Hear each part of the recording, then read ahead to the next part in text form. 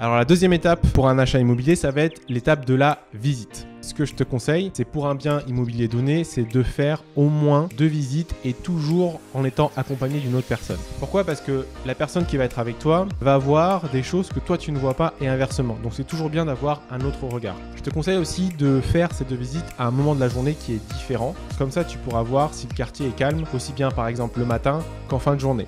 Assure-toi de visiter quand il fait jour et demande à l'agent immobilier de s'assurer qu'il y ait bien l'électricité. Parce que petite expérience vécue, parfois tu visites des appartements que les agents immobiliers ne connaissent même pas et il n'y a pas d'électricité. Donc pour voir tout ce qui est défauts, tâches, etc., c'est très compliqué. Donc visite toujours avec de la lumière. Troisième conseil par rapport à ça, pour la deuxième visite, si la première visite a plu et si tu souhaites aller plus loin, je t'invite à être accompagné d'un professionnel. De 1, ça peut être pour évaluer les différents travaux et de 2, ça pourrait être également pour juger ou jauger de l'état du bien. Notamment par exemple quand tu visites un immeuble, tu vas aussi entre guillemets regarder un peu plus le gros œuvre, donc tout ce qui est le bâtiment dans son entièreté et ça peut être intéressant par exemple quand tu vois une grosse fissure sur la façade, qui est un professionnel qui vérifie si cette fissure est importante ou pas.